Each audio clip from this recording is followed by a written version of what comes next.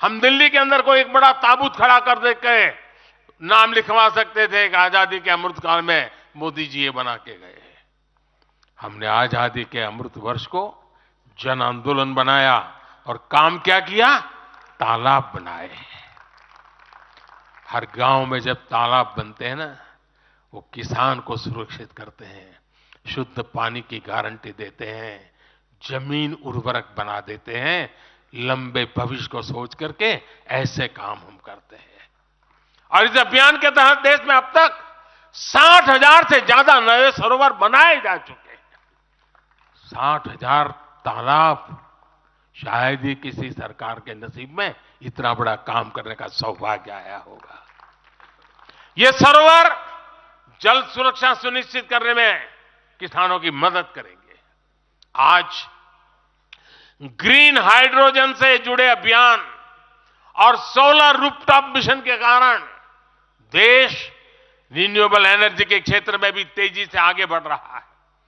बहुत जल्द भारत दुनिया का सेमीकंडक्टर हब बनेगा और इससे पूरी दुनिया में नई कंप्यूटिंग रिवॉल्यूशन को भी भारत गति देने का निमित्त बनने वाला है। पोर्ट लेड ग्रोथ से पब्लिक ट्रांसपोर्ट तक आने वाले समय में हर क्षेत्र को नई ऊंचाई मिल सकेगी। साथियों, भाजपा आज देश का एकमात्र दल है जो एक भारत श्रेष्ठ भारत की भावना के प्रति इतना आग्रही भी है और इतना समर्पित भी है। मैं पिछले महीने के अपने अनुभवों को भी कभी भूल नहीं सकता। इस दौरान मुझे भगवान श्री राम से जुड़े कई स्थानों में भ्रमण करने का अवसर मिला। मेरा 11 दिन का अनुष्ठान चल रहा था। उस अनुष्ठान के दरमियान मैं नासिक, लेपाक्षी, त्रिप्रयार, श्रीरंगम, रामेश्वरम, धनुषकोडी, मैं इन जगहों पर एक सामान्य साधक के तौर पर गया था। इस दौरान मुझे दक्षिण भारत के विभिन्न क्षेत्रों में लोगों से जो स्नेह मिला, आशीर्वाद मिले, मैं उसका शब्दों में बयान नहीं कर सकता और पॉलिटिकल पंडितों के पैरामीटर में कभी आ भी नहीं सकता है जी। जब मैं सड़कों से गुजर रहा था, लोग अपने वचन से, अपने भावों से मुझ पर अपना आशीर्वाद बरसा रहे थे। इस दौरान मुझे कंब रामायण का पाठ सुनने का अवसर मिला। ये ठीक उसी जगह पर हुआ जहां महान कवि कंबन ने 800 वर्ष पहले अपने रामायण की रचना की थी। आप कल्पना कर सकते हैं उसी स्थान पर बैठ करके जब मैं कंब रामायण सुन रहा था, उस भाव विश्व को मैं ही अनुभव कर सकता हूं। एक ऐसा अद्भुत क्षण था जिसमें एक भारत श्रेष्ठ भारत की भावना पूरी तरह समाहित थी। मुझे विश्वास है कि आप सभी ने भी कम अधिक मात्रा में इसे महसूस किया होगा। हम हमेशा विभिन्न तरीके से देशवासियों को करीब लाने का निरंतर प्रयास करते हैं। एकता के सूत्र में बांधने के लिए हमारी कोशिश रहती है। चाहे संयुक्त राष्ट्र में पहली बार जाकर के कोई तमिल में बोलता है, जगत गुरु बसवेश्वरा का संदेश दूर दूर तक पहुंचाने के लिए हम लेके जाते हैं। काशी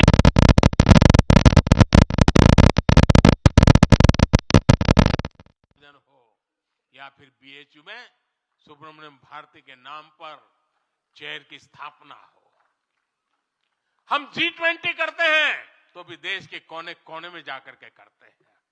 हम विश्व के मेहमान आते हैं तो दिल्ली को ही देश नहीं मानते, हम हर राज्य में लेकर के जाते हैं। हमारे राजभवनों में हर राज्यों के स्थापना दिवस बनाए जाते हैं।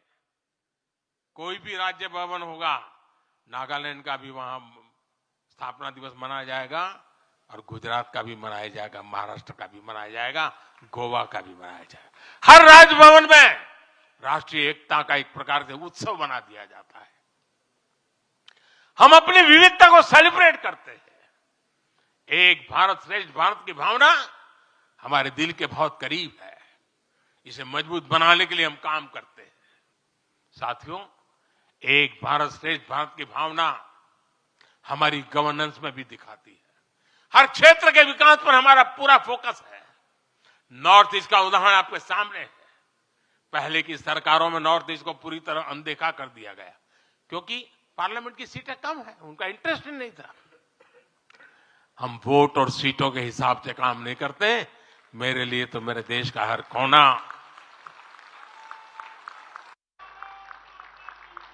समृद्ध हो, विकसित हो, ये हमारा भाव है।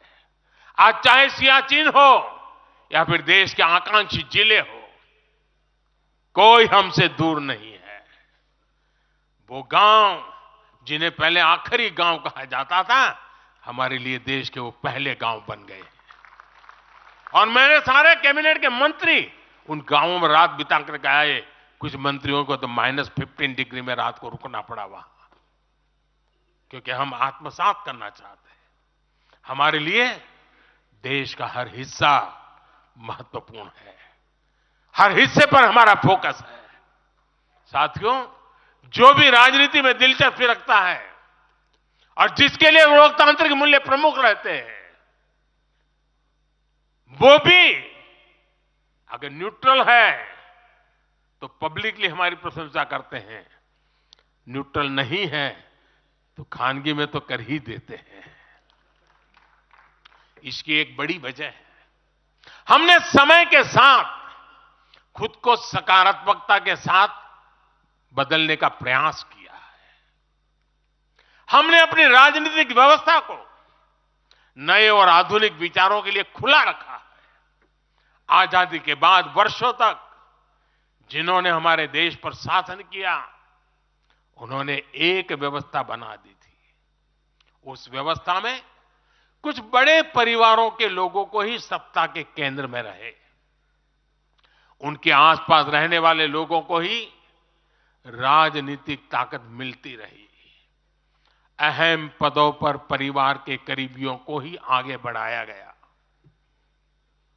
हमने इस व्यवस्था को भी बदल दिया। हमने नए लोगों को मौका दिया कि वो हमारी व्यवस्था का हिस्सा बने और परिणाम ला करके दिखाएं।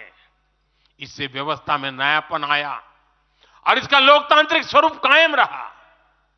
हमारी कैबिनेट में रिकॉर्ड संख्या में नॉर्थ ईस्ट के मंत्री हैं। नागालैंड से पहली बार एक महिला राज्यसभा में सांसद बन गई है। हमें गर्व है कि हमने पहली बार त्रिपुरा के व्यक्ति को काउंसिल ऑफ मिनिस्टर्स के अंदर स्थान दिया है। पहली बार हमारी सरकार में अरुणाचल प्रदेश को कैबिनेट मिनिस्टर मिला है। पहली बार गुर्जर मुस्लिम को राज्यसभा के लिए नॉमिनेट किया गया है।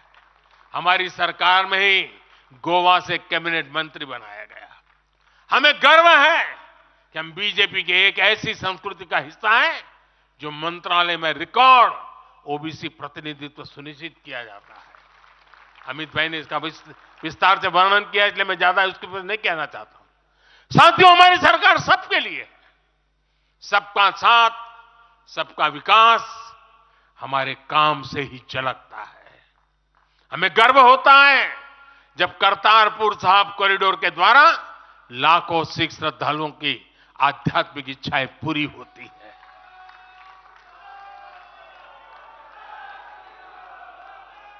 अब कल्पना कीजिए, 70 साल तक भारत की सीमा में रह करके हमारे सिख पंथ के अनुयायी दूरबीन से पाकिस्तान के अंदर करतारपुर साहिब के दर्शन करते थे।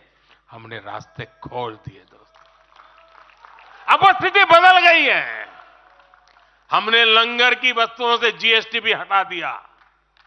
हमने स्वर्ण मंदिर के लिए एफसीआर रजिस्ट्रेशन सुनिश्चित किया, जिससे विदेशियों को सेवा करने का अवसर मिला है।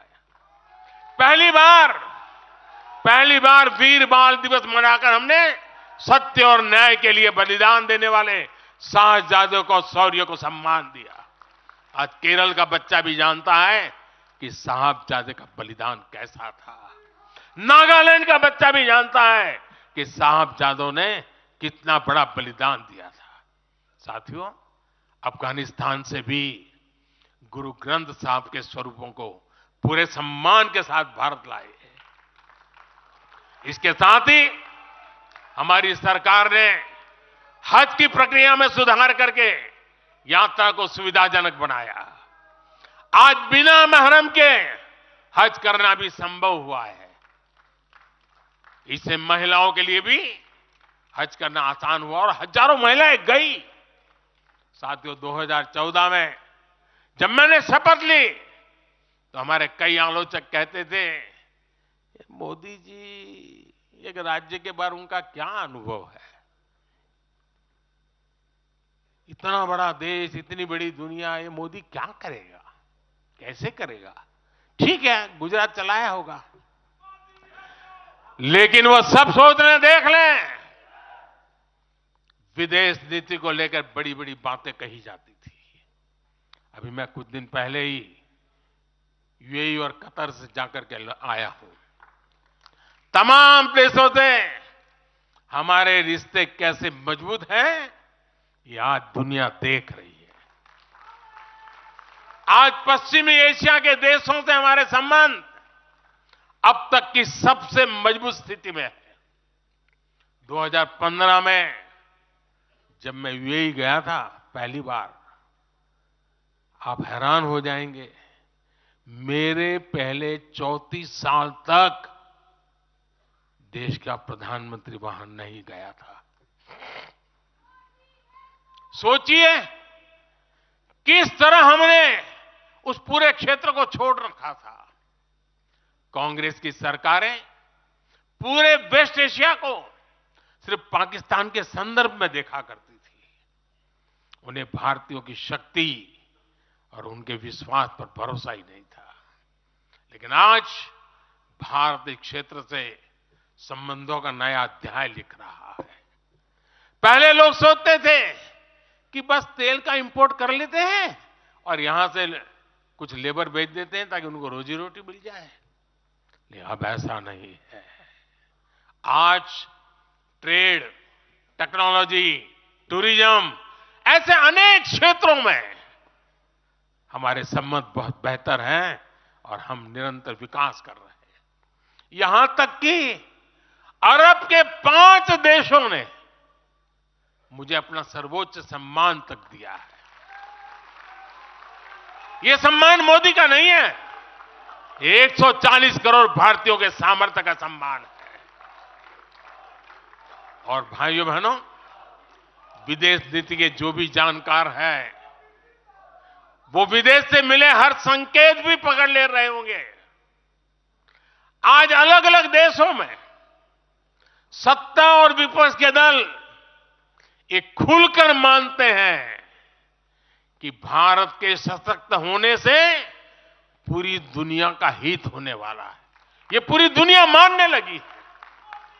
आज हर महाद्वीप में भारत का सम्मान, भारत की ताकत बढ़ रही है। हर देश भारत से गहरे संबंध बनाने पर जोर दे रहा है।